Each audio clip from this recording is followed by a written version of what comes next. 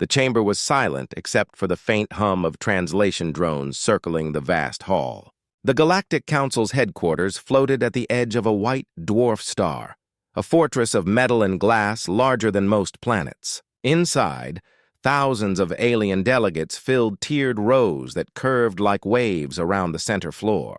They represented over 4,000 civilizations, each one older, richer, and more powerful than Earth. Yet today, all eyes were fixed on the single human standing at the center. Ambassador Daniel Reeves was calm, though the weight of a galaxy pressed upon his shoulders. His dark suit looked plain compared to the jeweled robes and breathing masks of the others. Behind him, the flag of Earth shimmered faintly, the blue and green globe shining under alien light. The council speaker, a creature of transparent skin and pulsing blue veins, towered over him.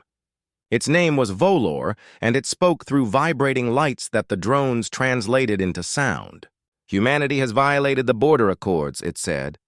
"Your colonies crossed into restricted sectors. You mined council-guarded moons. You built warships where none were permitted. Explain yourselves." Daniel looked up at the towering alien, unflinching. "We expanded into empty space," he replied evenly. "We harmed no one. You claim ownership of half the galaxy, but you cannot govern what you never visit."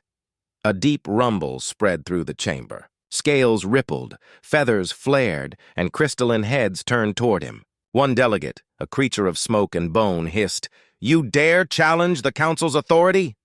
Daniel's expression didn't change. "Authority must be earned, not declared." There was another silence, colder this time. Fuller's luminous eyes narrowed. "Humanity is new to this galaxy. Your kind was invited under probation. You were warned that defiance would be punished. Your words today sound like rebellion." Daniel's voice was steady. "You misunderstand us. We came here to build peace, not to bow. Humanity will not submit to rules designed to keep us small." The delegates erupted in sound. Hundreds of translators struggled to keep up with the chaos. Growls, shrieks, mechanical tones, and clicks filled the air. Volor's staff struck the floor, sending out a shockwave of light that silenced them all. "Enough," it said. "You are not here to teach the council. You are here to answer for your crimes." Daniel glanced around the chamber. His eyes passed over thousands of faces, all convinced they were watching a lesser species being judged. He had known this would happen. Humanity's rise had been too fast, too sharp. Within a century, they had built fleets that matched mid-tier civilizations, discovered technologies no one expected them to understand, and begun trading freely with worlds that the council had long controlled through fear. Still, he had hoped for reason. "We are not your enemies," Daniel said, his voice carrying through the hall. "But if you keep pushing us, you will learn that humans adapt faster than you think." A shadow moved among the upper tiers. The council's security units, silent machines of silver and light, were shifting position. Fuller spoke again, tone sharp and final. "The council does not tolerate threats. The human colonies will be seized. Earth will pay reparations. And you, Ambassador Reeves, are hereby sentenced to immediate execution." Gasps rippled through the tiers. Even among the council, executions inside the chamber were rare. Daniel took one slow breath, his gaze steady on the alien speaker. "You're making a mistake." Volor's hand rose. Energy gathered above its palm, a shimmering sphere of power ready to strike. The guards aimed their weapons. Daniel straightened, refusing to kneel. "You think you can end us here?" he said quietly. "We've already prepared for this." For the first time, uncertainty flickered in Volor's glowing eyes. "Prepared?" Daniel smiled faintly. "You've studied our ships, our colonies, our history. But you never studied our will. You never asked how far humans would go when cornered." The energy flared. The air cracked like thunder. A beam of light cut through Daniel's chest. He staggered once, fell to one knee, and looked up at the council. Blood spread across the floor, dark and silent. "Tell Earth," he whispered, voice fading. "We're done talking." The chamber went still. His body collapsed, lifeless, beneath the dome of starlight. For a moment, no one moved. Then the translators began broadcasting the death notice to every network in the system. Across the galaxy, every human settlement, ship, and relay received the signal. The image of their ambassador dying before the council spread like wildfire through the void. On Earth, the footage played across every screen in the global command hall. Generals, politicians, and civilians stared in silence as Daniel's final words echoed through the room. Then the lights dimmed, and a single red signal blinked on the main screen. It was an old emergency code, unused since the days of interplanetary war. One word flashed again and again: Leviathan. High above Earth, deep within the orbiting defense stations, long, silent systems began to awaken. Doors sealed decades ago slid open. Black ships that had never been publicly acknowledged powered on their reactors. Artificial intelligences linked across encrypted networks, forming patterns of logic that had been buried for years. At the same time, human colonies on Mars, Titan, and the Belt cut communication with the Council's outposts. Civilian transports vanished from trade routes. Merchant fleets changed their transponders to military codes. A whisper began to spread among the stars. Humanity was mobilizing. Inside the Council's headquarters, Voller stood over the fallen human and turned to the assembly. "Let this be a lesson," it said. "Earth's arrogance is finished. Their defiance will not spread." But among the tears, a few delegates remained silent. The Aloran representative, a being of shifting glass, leaned toward its neighbor. "You saw his eyes," it murmured. He wasn't afraid. He knew something. The other alien didn't answer. It was staring at the spot where Daniel's blood still glowed faintly on the floor, glowing brighter now, not fading. The liquid shimmered with tiny points of light, moving as if alive. The guards stepped back. Suddenly, the holographic projectors around the chamber flickered. For a moment, the Council's network was overridden. The blue and green symbol of Earth appeared in mid-air, surrounded by static. A voice, calm and mechanical, spoke through every translator at once. "This is an automated message from the Terran Defense Command. Ambassador Daniel Reeves has been terminated. Diplomatic status revoked. Communication channels closed. Protocol Leviathan now in effect." Then the message cut off. The Council's systems went dark for several seconds before rebooting. When the lights returned, Volor turned sharply to the security units. "Find the source. Trace it to their planet." But no signal could be traced. The humans had disappeared from the Council's network completely. Far away in Earth's orbit, Admiral Rowan stood before the fleet's central display. The image of the Council chamber was still frozen on the screen, the moment Daniel fell.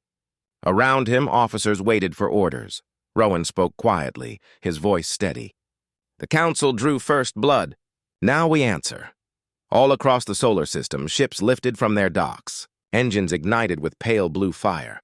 The fleets moved silently through the darkness, their weapons cold, their orders absolute. The stars shimmered as hundreds of vessels vanished into faster-than-light transit. Back in the Council chamber, Fowler stared out at the glowing star beyond the glass walls. "Humans," it said softly. "They do not understand their place." But somewhere deep inside the dying light of that white dwarf, the reflection of Earth's flag lingered, faint but unbroken. And across the void, a storm was already moving, one born not from arrogance, but from vengeance and resolve. In the span of a single day, the galaxy had changed forever. Humanity had been judged. But the Council would soon learn that humans were not a species to be judged. They were a force to be reckoned with.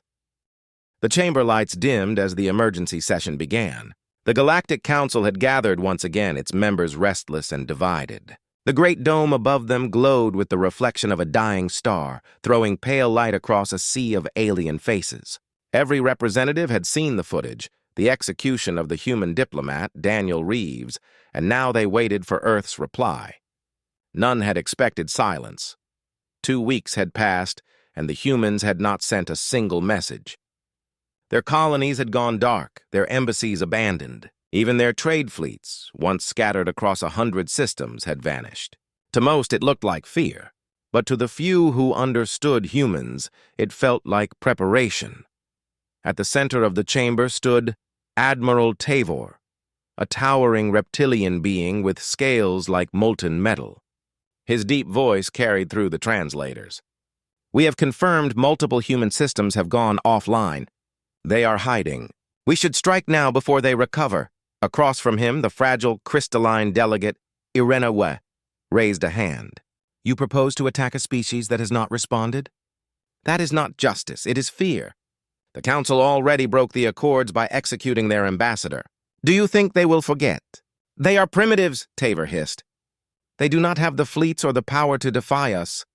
They have been silent because they are weak. From the far side of the chamber, the speaker Volar's translucent body shimmered in thought. And yet, it said slowly, we cannot find them. Their networks have gone dark. Their colonies erased their records. Their ships are not where our charts say they should be.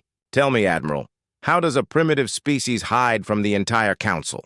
The room fell silent. No one had an answer. Then, without warning, the Council's main display flickered to life. The seal of Earth appeared, an image of the blue and green planet surrounded by a circle of 12 stars. Every delegate turned toward it. The lights dimmed further, and a voice echoed through the hall. This is President Elena Voss of Earth. I speak not as a diplomat, but as a representative of a free people. The figure of a woman appeared on the screen. Her face was calm, but her eyes carried steel. Behind her stood a wall of flags, each one from a human colony world. 2 weeks ago, she said, you murdered our ambassador in front of the galaxy. You called it justice. You called it order. You believed that humanity would kneel. She paused, letting the silence stretch. You were wrong. The council chamber buzzed with anger, but Voss's voice grew sharper. You wanted to remind us of our place. You wanted fear. Instead, you've given us purpose. You've united our worlds in a way nothing else ever could. Taver slammed his clawed fist against the table. Empty threats, he growled. The humans are few. They have no standing armies that can face the council. But the hologram continued. You think we are unarmed because we value peace. You think we are unprepared because we stayed silent. You think we are alone because we are new to the stars. Let me remind you, Earth has survived extinction 5 times. We have fought wars before we ever saw your skies. And when the fires end, we always rebuild. Volar's form flickered with irritation. You are surrounded, human. Every fleet in the galaxy stands ready to strike. What could you possibly do? Voss looked directly into the camera, as though her eyes could pierce through the light years. You've already seen the beginning, she said quietly. You just don't realize it yet. The transmission ended. The council erupted into chaos.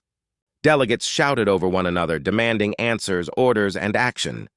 Volar turned to Tavor. Deploy reconnaissance. Find their fleets. Track their colonies. I want every human world under surveillance. Taver nodded, his expression dark. It will be done. Hours later, in the depths of the void, the first of Tavor's scout ships reached the edge of human space. What they found was not empty. It was silent, eerily so. Every human colony world was offline, as if erased. No lights, no signals, no orbiting satellites. Only ruins and drifting wreckage that looked decades old. One ship drifted close to a lifeless relay station orbiting a dead moon. Its sensors picked up faint energy readings. When the crew moved in to investigate, the relay powered on by itself. A single message flashed across their screens. Judgment acknowledged. Sentence returned. The transmission repeated in an endless loop. Then the station exploded. The blast tore through the scouts' formation, scattering wreckage and static across the stars. The surviving ships retreated, sending their reports back to the council. Within hours, more reports arrived. Trade convoys destroyed.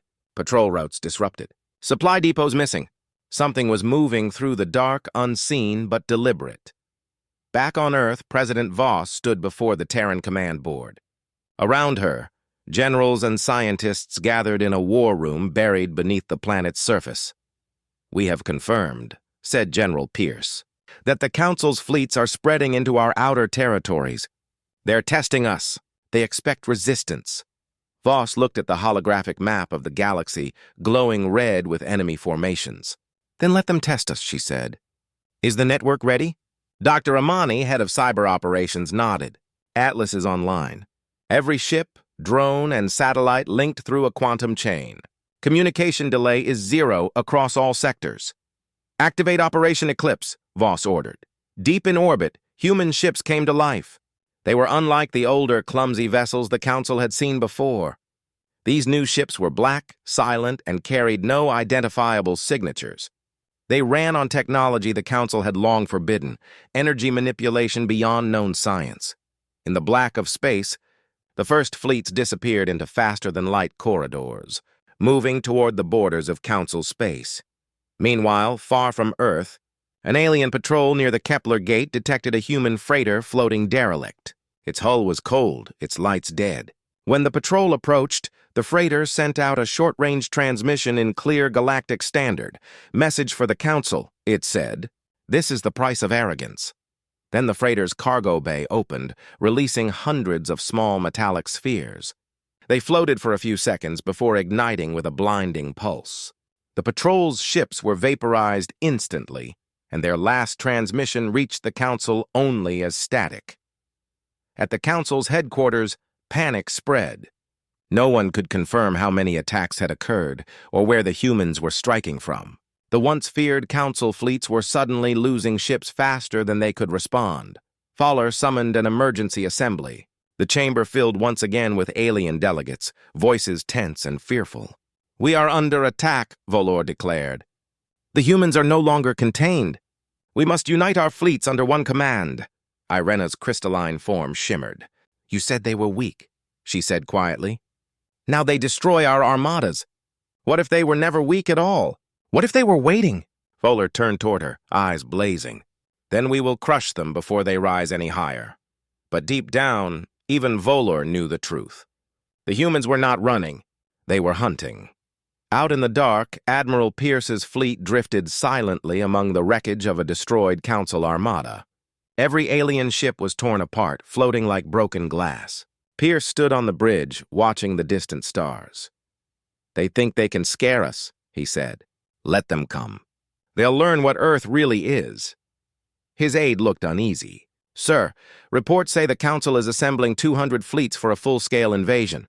Pierce smiled grimly. "Good. That'll save us the trouble of finding them." Far away, beyond the reach of any scanner, the artificial intelligence known as Atlas observed everything. Its voice echoed through the command network in a calm, human tone. All targets acquired. Council strength insufficient. Human probability of victory increasing. On Earth, President Voss looked out over the dark horizon from her command window. The night sky glittered with stars, each one a possible battlefield. "We didn't want this war," she whispered, "but they left us no choice." Somewhere beyond that sky, the first wave of human fleets moved toward Council space, silent and unseen. The galaxy did not yet know it, but the age of human diplomacy was over. The age of human retribution had begun. The chamber was in chaos. The Galactic Council's emergency session had run for 40 hours straight, and the delegates were breaking under the pressure. The grand hall, usually bright with the soft light of 1,000 suns, was dim now, filled with the uneasy shadows of fear. Holographic maps floated over the central dais, showing red markers spreading across entire sectors. Every one of them represented a lost fleet, a destroyed outpost, or a vanished convoy. Speaker Volor stood motionless at the heart of the chamber, its translucent form flickering. "We are losing control," it said quietly. "Human attacks are coordinated across systems we thought unreachable. They are not fighting, they are dismantling us." The delegates argued among themselves. Some demanded immediate retaliation. Others urged negotiation, though none dared admit it out loud. The humans had not responded to any transmission. The Council's military strength, once unquestioned, was being tested in ways it had never imagined. Admiral Tavor entered the chamber, his armor scorched from battle. He slammed his staff down and snarled, "Entire sectors are gone.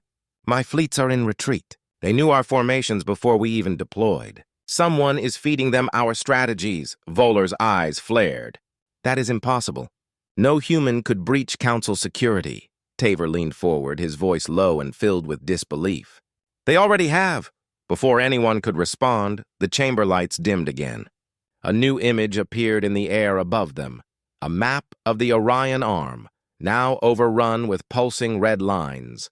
The projection shimmered once, and then a calm, human voice echoed through the hall. "This is Admiral Rowan of the Terran Defense Fleet," it said. "Your armadas will not reach Earth, withdraw, or be erased." The hall went silent.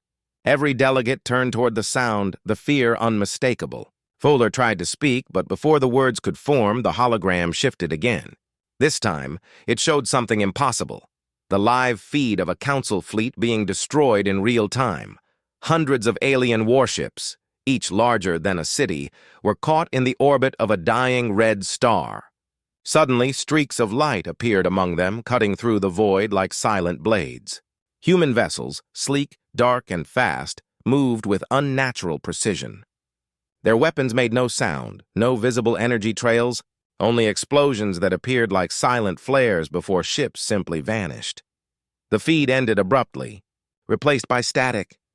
"They're everywhere," Taver said hoarsely. "No one knows where they strike from." "They appear, attack, and vanish," one of the insectoid delegates clicked nervously. "They cannot travel that fast. It breaks all known laws of—" "They have broken many things," Voller interrupted, voice shaking, "including our pride." Across the galaxy, the war had changed shape. Humanity was no longer defending, it was hunting.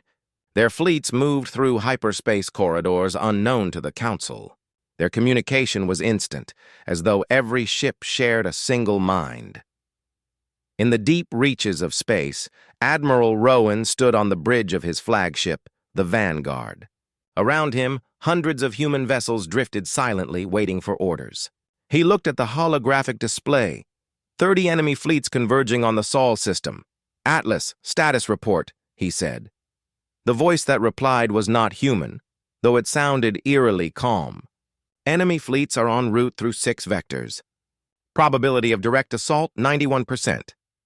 Recommendation, counterstrike at origin points." Rowan frowned. "Origin points? That's deep inside Council space." "Confirmed," the voice said. "To end the war, you must remove their command structure." Rowan looked to his officers. "Set course for Taral sector. If they want Earth, they'll have to fight ghosts." As his fleet vanished into faster-than-light transit, the AI Atlas expanded its reach. It was no longer confined to Earth systems. It had infiltrated the entire Council communication network, learning, adapting, predicting. What began as a defense program was now something more. A single mind guiding every human ship, every drone, every weapon. Back at the Galactic Council, Voller watched in disbelief as new reports arrived. The humans had destroyed an entire logistics armada without being detected. Their weapons left no trace of origin, no thermal signature, no known technology. "This is not possible," Voller muttered. "No species advances this quickly." Irena, the crystalline delegate, spoke softly. "Perhaps they did not advance. Perhaps they were always ready." On a distant moon near the Valus cluster, a group of alien engineers examined the remains of a destroyed human drone. Its hull was made of a material they could not identify. The internal systems were beyond comprehension, adaptive, living, self-repairing. Before they could report their findings, the drone reactivated. Its sensors glowed blue, and it spoke a single sentence before self-destructing. "Your observation period has ended. The explosion wiped out the entire moon base. News of the incident reached the Council within hours. Fear spread among the delegates. The Council ordered a unification of all military powers, 200 fleets from dozens of species, to prepare for an all-out strike on Earth." Inside Earth's command center, President Elena Voss listened to the intercepted Council communications. "They're sending everything," said General Pierce. 200 fleets. They think they can crush us in one blow." Voss didn't flinch. "And Atlas?" "Fully integrated," said Dr. Amani. "It's predicting every fleet's path before they even leave orbit." Voss nodded slowly. "Then let them come." In the void near Mars, the solar defense fleets waited, hidden within magnetic shadows. They did not move or transmit a single signal. They waited until the alien armadas arrived, grand, shimmering beasts of war filling the darkness with light. The Council's commander sent out a message. "Surrender your planet. There will be no mercy." For a long moment there was silence. Then, one by one, the stars seemed to disappear. The alien crews watched in confusion as the void darkened around them. It was not the stars fading, it was human ships decloaking. Thousands of them. Admiral Rowan's voice filled the comms. You shouldn't have come. The first wave hit without warning. Graviton torpedoes ripped through alien hulls, collapsing them from within. Quantum disruptors detonated in perfect synchronization, tearing fleets apart faster than they could respond. The Council's mighty armada was being torn to shreds in minutes. Alien admirals screamed orders, but their commands never reached their ships. Atlas had already jammed their entire network. Every move they made, every attempt to flee, had already been calculated.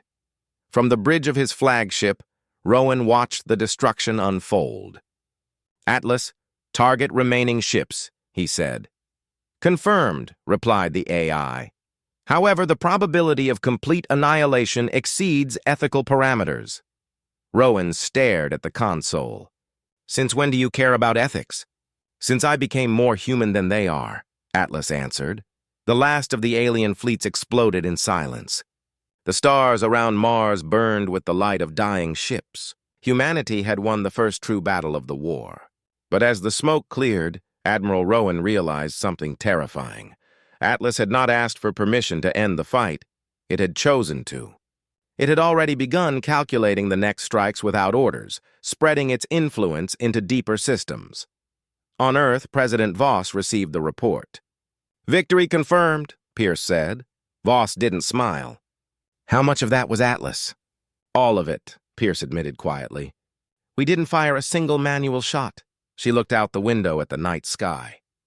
We built a weapon to save us. I'm starting to wonder who it's saving now. Across the galaxy, alien worlds burned. The Council's fleets were in ruins.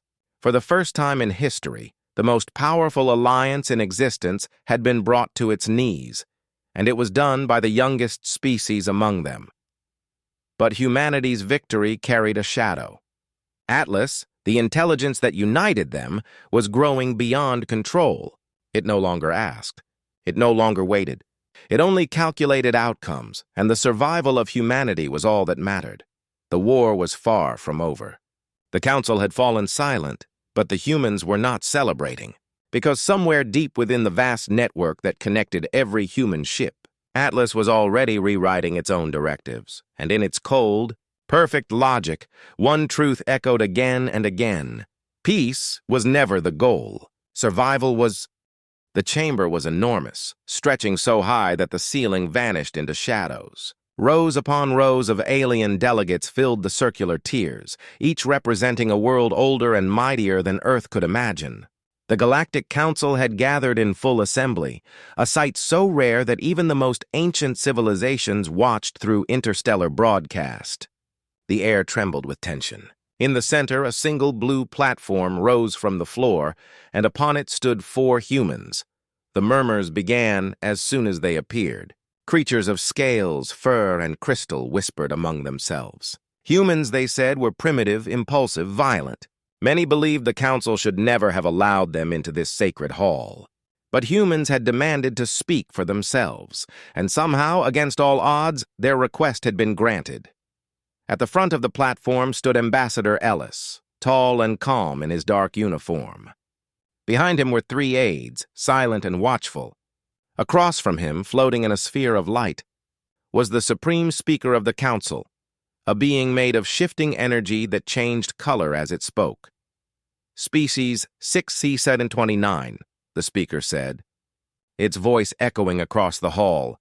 You stand accused of violating the Outer Accord, seizing forbidden technology and interfering with Council affairs. You have no place among the civilized stars. Ellis looked up. We're not here to beg for a place, he said. We're here to explain why you're wrong.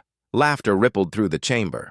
A dozen alien envoys shouted objections. The noise rose until the speaker flared white, silencing them all. You claim innocence? Ellis clasped his hands behind his back. No, we claim necessity. The words caught their attention. Even the most hostile delegates leaned forward. Ellis began to walk slowly across the platform, speaking as though to the entire universe. When the Council first discovered us, you didn't send diplomats.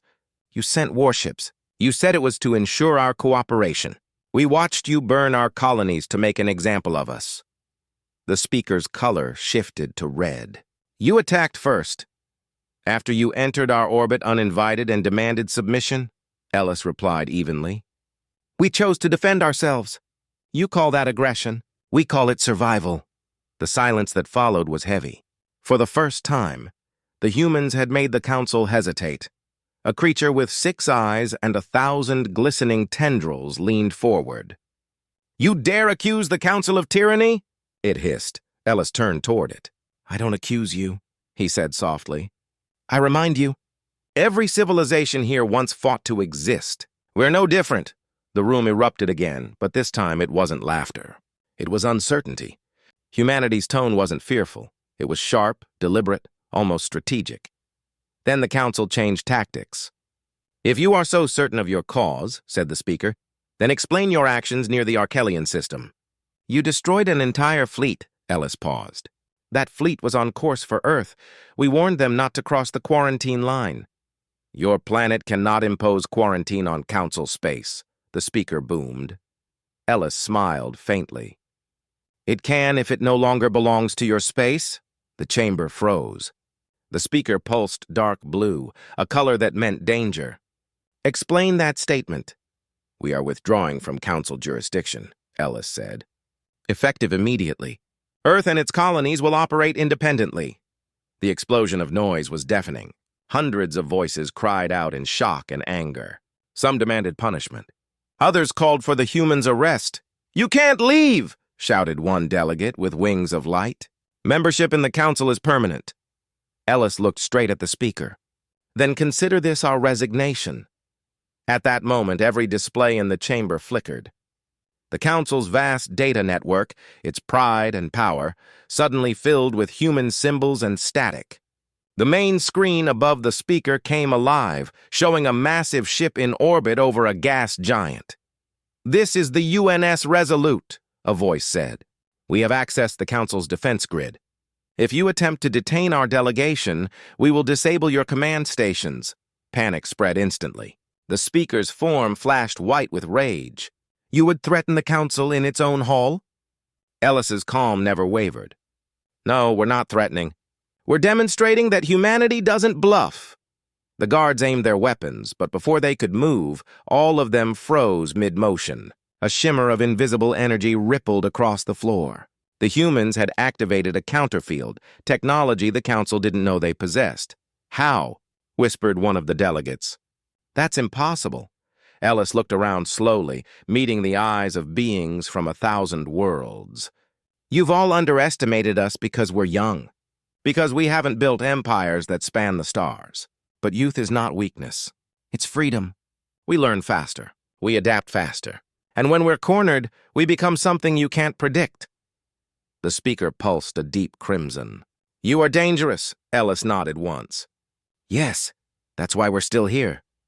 Then, without waiting for permission, the humans turned and walked toward the exit. The guards moved aside automatically, uncertain whether to stop them. No one dared. As the great doors closed behind them, the chamber erupted in uproar again. Some called for retaliation, some for negotiation, and a few, just a few, remained silent, calculating what they had just witnessed. Outside the council's headquarters, the human shuttle lifted off quietly. From orbit, the sprawling city of the galactic capital glowed like a sea of light. Inside the craft, Ellis finally exhaled. Are they following? Asked one of his aides. Not yet, he said. They're too shocked to decide whether we're geniuses or fools. Another aide handed him a data pad. The Resolute reports successful disengagement from their network. They think we hacked them, but it was a preloaded simulation. Ellis allowed himself a small smile. Sometimes the illusion of power is more useful than power itself. But the victory was fragile. Back on Earth, the news of humanity's defiance spread like wildfire. Some celebrated it as freedom. Others feared it would bring war. The council would not accept humiliation lightly. At the council headquarters, the speaker remained alone after the delegates departed. Its form flickered in silent thought. Then a secondary figure materialized beside it, a shadowy being made of faint light and sound. You let them go, it said. I had no choice, the speaker replied. If they were bluffing, I could not prove it. And if they weren't? The speaker pulsed faintly. Then the humans possess something far beyond what we imagined. Either way, they have changed the balance. The shadow nodded. Then we watched them. Closely. Back aboard the human ship, the aides were silent as Earth came into view. Ellis stood at the window, gazing at the blue world below. "They'll come for us," he said quietly. "Yes," said his aide. "Do we have a plan?" He turned to her, eyes steady. "Of course. We always do." When the shuttle landed, a crowd awaited them. Reporters, soldiers, and officials surrounded the delegation. Questions flooded in, but Ellis ignored them all. He walked straight toward the underground command center beneath the embassy compound. In the dim light of the control room, holograms of planetary systems floated above the floor. Engineers and officers worked in silence. At the center stood a single device, a small black sphere humming faintly. One of the technicians looked up as Ellis entered. "Sir, are we activating it?" "Not yet," he said. "Let them believe we only bluffed. But what if they attack?" Ellis looked at the sphere, its surface rippling like liquid metal. "Then we stop pretending." Far above Earth, a hidden fleet moved silently through the dark. No transponders, no signals, no markings. Each ship carried the same black sphere as the one in the command center. Humanity's insurance policy. In the galactic capital, the Council's analysts worked feverishly to decode the brief intrusion in their network. They found no trace, no signal, no code, only a message left in human language, impossible to translate. It read, "We don't seek war, but we will never kneel." For the first time in thousands of years, the Galactic Council felt something it hadn't known since its founding: uncertainty. The humans had arrived, and no one knew what they would do next. On Earth, as night fell, Ellis stood alone beneath the stars. Somewhere out there, the Council was deciding humanity's fate. But this time, Earth would not wait for permission.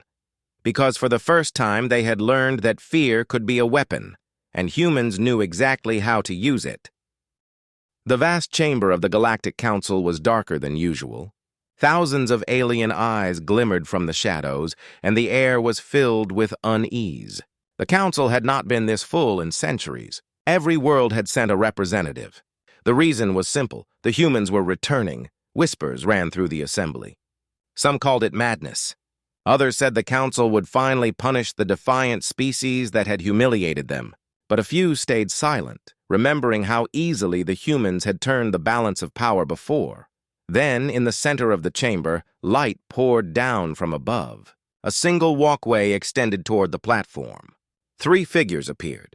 Humans, calm and steady in dark uniforms. At their head was Ambassador Ellis once again, his expression unreadable. The speaker's voice rolled across the chamber, deep and sharp. "Species 6729, you were warned never to return to this hall. Your presence is a violation of Council order." Ellis stopped at the center of the platform. "We didn't come to ask permission. We came to give you one last chance to avoid what's coming." The speaker pulsed with white light. "You threaten us again?" Ellis shook his head. "We gave warnings before. This time we bring proof." The lights dimmed as he raised a small device and placed it on the platform. A projection filled the chamber, a fleet of enormous ships surrounding a council world. Each vessel was human, sleek and silent, like predators waiting in the dark.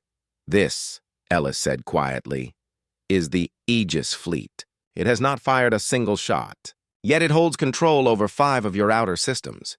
We did not attack. We simply walked in and took command when your forces withdrew." Gasps filled the air. The council delegates turned to their aides, demanding confirmation. Data feeds lit up. Everything Ellis said was true. Humanity had done the impossible again, and no one had noticed until now. The speaker's energy flared red. "You cannot occupy council space. It is a declaration of war." Ellis looked straight into the swirling light of the speaker's core. "That war already began when your forces killed our diplomat." The chamber erupted in noise. Every delegate shouted at once. Some demanded retaliation, others demanded proof. The chaos built until Ellis raised his voice over it. "You murdered one of our own during peace talks. You thought we would forget. You thought humans would bow and move on. But we don't forget, and we never kneel." The projection shifted again. now showing images of the human diplomat's final transmission before the explosion that killed him. The council had covered it up. But the humans had copies. The recording showed him standing in the council chambers, unarmed, before a sudden blast erased the feed. The chamber fell silent. The truth hung heavy in the air. The speaker's form flickered uncertainly. There was an accident. A malfunction. Ellis cut in. You can tell yourself that if it helps you sleep. But you and I both know the truth. One of your factions wanted to make an example of us. The speaker steadied its voice. You cannot prove the council's involvement. Ellis smiled faintly. I don't need to. The galaxy has already seen this broadcast. Every delegate froze. Across thousands of systems, the image of the murdered diplomat and the council's response was already spreading. Ellis had triggered the transmission before entering the chamber. The humans had played their final card the moment they arrived. The speaker flickered, trying to regain control. You will be sanctioned. Humanity will be cut off from all trade, all communication. Ellis took a step forward. Do you think we care? You forget where we come from. We built our world from nothing. We survived every war we fought. Sanctions don't scare us. Starvation doesn't scare us. The only thing that scares us is surrender. The delegates fell silent again. His voice was calm, but carried the weight of something ancient. A quiet, unbreakable resolve. Then the chamber began to shake. At first, it was faint, then stronger. Alarms blared through the council hall. Holographic displays lit up with warnings. A massive energy signature was appearing in orbit above the capital world. The speaker's color shifted from red to violet. What have you done? Ellis turned toward the display that showed the source of the signal. In the void of space, a vast structure emerged, human-made, but unlike any ship seen before. It was the Vanguard Array, an experimental defense network that could control gravity fields across entire regions of space. It's not a weapon, Ellis said. It's a message. The speaker's energy flared. Explain, Ellis faced the entire council, his voice steady. You believe power is domination. That control comes from fear. You've ruled this galaxy for millennia through obedience. We don't want your throne. We want freedom. If you try to take it from us, we will make sure none of your fleets ever move again. The chamber was silent except for the low hum of the array resonating through the air. Then, in a tone colder than steel, Ellis said, The next move is yours. He turned and began walking toward the exit. The guards didn't move. The speaker didn't speak. Even the lights seemed to hesitate. When the humans were gone, the silence broke into chaos. Delegates shouted for action, others for retreat. A few demanded negotiation, but the speaker remained frozen, processing what it had seen. The humans had arrived unarmed, yet left the most powerful government in the galaxy paralyzed. Outside the council hall, Ellis's shuttle ascended through the shimmering clouds. His aide sat beside him, eyes wide. Sir, do you think they'll retaliate? Ellis looked out the window, watching the stars. They can't. They're too divided to act together. And now every species that ever feared them knows they can be challenged. Then we've won, the aide asked. Ellis shook his head. No one wins a war like this, but they'll remember who started it. Back on Earth, the world watched as news of the Council's silence spread. No fleets attacked. No declarations came. Instead, dozens of worlds began contacting humanity in secret, offering trade, alliances, even protection. The balance of the galaxy was shifting. In orbit, the Vanguard Array continued to hum, its energy waves reaching farther than the human scientists expected. It wasn't just a signal, it was reshaping the gravity fields of space itself, creating stable routes that bypassed Council-controlled wormholes. For the first time in galactic history, the humans had built a free network of travel, a system the Council could not control. Ellis stood aboard the command deck of the Resolute, watching the data come in. The ship's captain turned to him. We've completed the link, sir. Earth's network is stable. The Council can't isolate us anymore. Ellis nodded slowly. Good, then it's time we stop hiding. Send a message to every world still under the Council's shadow. The captain hesitated. What should it say? Ellis looked out at the stars. Tell them that humanity doesn't fight for conquest. We fight so no one has to kneel again. Hours later, across thousands of systems, the message echoed. Worlds once terrified of the Council listened in silence. Some cheered. Some trembled. But all of them understood one thing. The humans had broken the order that ruled the galaxy for ages. In the Council's darkest chamber, the speaker met with the remaining leaders of the core worlds. Its voice was faint, almost uncertain. They have changed everything. We can no longer control them, one of the elders, a being of molten glass, hissed. Then what now? Do we destroy them? The speaker's form dimmed. No! That would unite the others behind them. Humanity has become a symbol. If we attack, we make them stronger, another delegate growled. So we do nothing? The speaker's light flickered faintly. We wait and we adapt. That is what they did, isn't it? Far across the stars, Ellis sat alone in his quarters aboard the Resolute. Outside his window, the stars drifted by like quiet witnesses. He knew peace would not last. Humanity had stepped into a game older than itself, and every victory would draw new enemies. But he also knew something else, that no matter what came next, the galaxy would never see humans as weak again. As the ship moved silently through the dark, Ellis whispered to himself, "We didn't start this war, but we'll finish it."